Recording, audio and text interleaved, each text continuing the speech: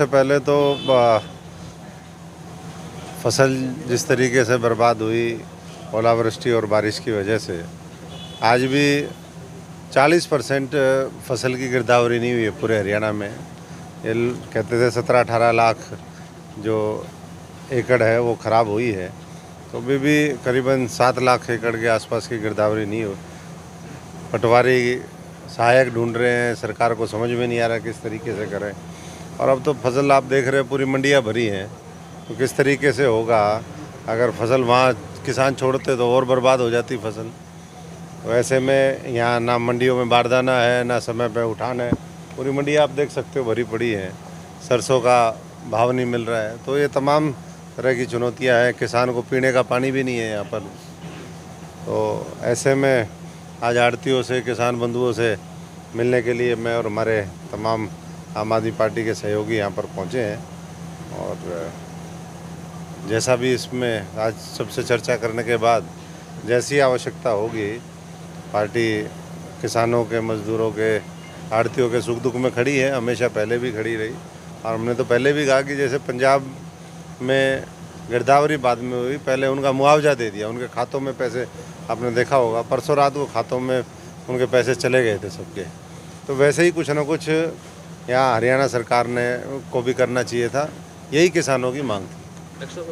सरकार ने दावा किया था सीजन शुरू होने से पहले, भले ही गेहूँ हो या सरसों हो, भी सरकारी खरीद पर खरीदा जाएगा, व्यवस्थाएं अच्छी की जाएंगी। आपने दौरा किया है तो आपको क्या व्यवस्थाएं दिखी हैं? व्यवस्था तो जब पीने का पानी ही नहीं है, ना यहाँ मंडियों में पानी है, ना कॉलोनियों में पानी है, ना गाँव में पानी है। और खरीद तो ना समय पर हो रही है, ना उचित भाव पर हो रही है। जो MSP है, जो सरकार ने खुद डिक्लेयर कर रखा है, जब बारदाना ही नहीं होगा, उठान कैसे यहाँ पर संभव होगा। तो सारी मंडियों में हमारे साथी जा रहे हैं, हर मंडी में, और जहाँ जिस तरह की समस्या है उसके अनुसार वहाँ हमने पीछे ज्ञापन भी सौंपे हैं। और आने वाले समय में ये सब लोग मिल कर के और मजबूती से किसान मजदूर की आवाज़ उठाएंगे। पॉलिटिकल अगर बात करें तो अरविंद केजरीवाल जी को 16 तारीख को बुलाया गया CBI शराब घोटाले का, कैसे?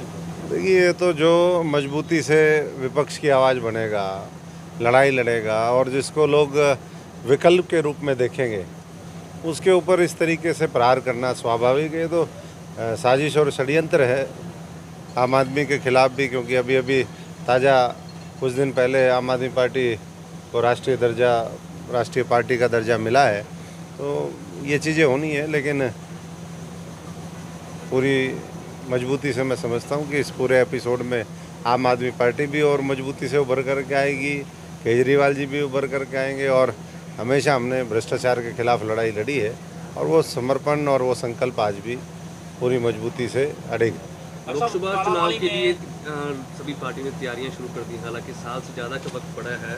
आप प्रदेश की राजनीति करेंगे या फिर दोबारा से लोकसभा की राजनीति करेंगे? मैं तो सेवा करता हूँ, मैं तो राजनीति तो करता ही नहीं, इसीलिए कई बार जो है राजनीतिक षड्यंत्रों के शिकार हो जाते हैं। तो ये तो पार्टी का निर्णय होता है कि कहाँ क्या जिम्मेदारी देनी है, कहाँ लड़वाना है, किसको नहीं लड़वाना है। और हमारा तो एक ही ध्येय है कि जिस तरीके से हरियाणा और इस देश को बर्बाद करने में कुछ लोग लगे हुए हैं, आज लोकतंत्र जिस तरीके से खतरे में है, संविधान के ऊपर खतरा है, और किसान मजदूर तो कोई छोड़ा ही नहीं, कर्मचारी, सरपंच, हर एक के ऊपर तो लाठियाँ बरसा रहे हैं। कल मैं मुख्यमंत्री का बयान देख रहा था, पलवल में उन्होंने कहा कि मेरा मन करता है महिलाओं को चबूतरे पे नहीं चढ़ने देते, सत्याग्रह। उन्हीं की कैबिनेट में ऐसे मंत्री बैठे हैं जिनके ऊपर गंभीर आरोप हैं। तो सत्याग्रह मुख्यमंत्री को घर से ही करना चाहिए। वहीं कबीर कुटिया पे ही सत्याग्रह कर ले 1 दिन का फास्ट, तो अपने आप ही वो चीज़ें हो जाएंगी। ये पोर्टल तो एक तरीके से शोषण का हथियार बन गया है। इसी तरीके से सब कुछ पोर्टल के नाम जो है, और पोर्टल पे कुछ चढ़ता नहीं है। डॉक्टर साहब, सवाल मेरा ये था कि आप कौन सी राजनीति करेंगे, दिल्ली या चंडीगढ़? मैंने बोला कि जो पार्टी को उचित लगेगा। आपकी इच्छा क्या है?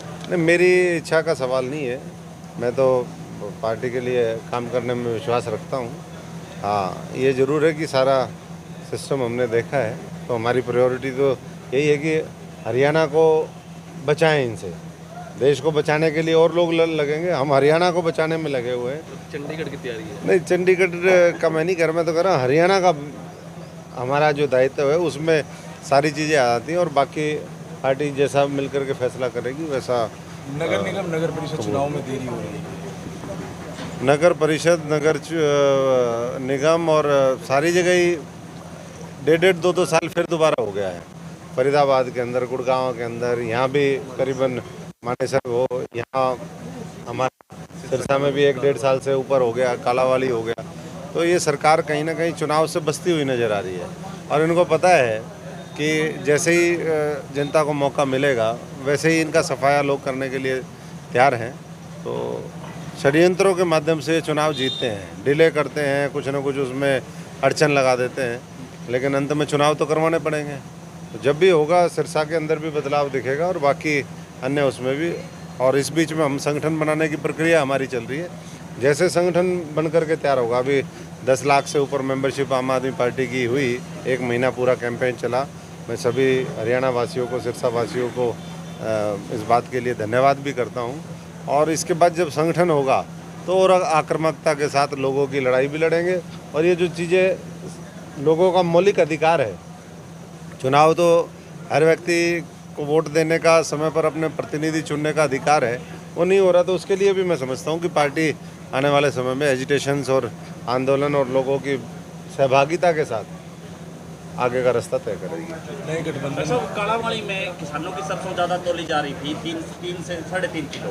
किसानों को बड़ी चपत लग रही है, हालांकि सरकार कार्रवाई का आश्वासन दे रही है लेकिन कार्रवाई नहीं हो रही। कार्रवाई कैसे होगी? ये तो हर चीज़ में टाका मारते हैं। इसमें भी ये 3-3, 3.5 किलो अघोषित जो है कमीशन है, इसका इकट्ठा होकर के वो कहीं ऊपर ही जाएगा। तो इसको रोकेगा कौन? और ये करवाने वाले कहीं ना कहीं खुद सरकार के लोग होंगे। तो इसलिए यहाँ तो भ्रष्टाचार ही भ्रष्टाचार है, जांच पे जांच बैठती है, होता किसी का कुछ नहीं है। तो मैं समझता हूँ कि बहुत संकट का समय है देश के सामने। और लोकतंत्र है, लोकतंत्र में लोग जब तक अपनी खुद की जिम्मेदारी का अच्छे तरीके से निर्वहन नहीं करेंगे, चीज़ों को समझ करके योग्य व्यक्तियों को आगे लेकर के नहीं आएंगे, तब तक ऐसे ही होता रहेगा। आज वो मेहुल चौक से उसका वो हो गया, बाहर ये बोल रहे थे हम लेके आएंगे, वहाँ के जो एजेंसीज हैं, कोर्ट है, उन्होंने मना कर दिया कि हम तो देंगे ही नहीं। तो ये दिखावा करना कि भाई जो भाग गया हम उसको पकड़ेंगे, गलत को ठीक करेंगे, तो ये सिर्फ लोगों को एक आई वॉश है चुनाव से पहले। तो बिना भ्रमित हुए ऐसी सरकार को उखाड़ फेंकने का काम लोगों को मिलकर के करना चाहिए। डॉक्टर साहब, सरकार ने कहा है कि मई तक किसानों को मुआवजा दे देंगे जो फसलें खराब हुई, खास करके सिरसा रानिया बेल्ट की।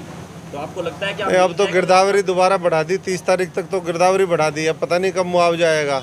बहुत सी फसलों का तो 1-1, 1.5 साल हो गया उनका इसी सिरसा के अंदर, वो आज तक मुआवजा नहीं मिला है। तो हम कैसे उम्मीद करें? तो अब तो मुआवजा नई सरकार ही देगी। मुझे लगता है इनके तो बस का है नहीं देना। नए गठबंधन को लेकर बातें चल रही हैं, कांग्रेस का गठबंधन, इस तरह की चर्चाएं कई दिनों से आ रही हैं। वैसे तो दोनों वो खुद ही बता सकते हैं, सक्षम है बताने में, लेकिन मुझे नहीं लगता कि दूर दूर तक इस तरह की कोई संभावना है। ये कई बार मार्केट में अपना सेंसेक्स उठाने के लिए इस तरह के शगुफे छोड़े जाते हैं, तो दिल बहलाने के लिए गाली भी एक ख्याल अच्छा है। ठीक है। दोनों को कुछ ना कुछ इसमें लगता होगा, बाकी तो अंदर की बात है। ठीक।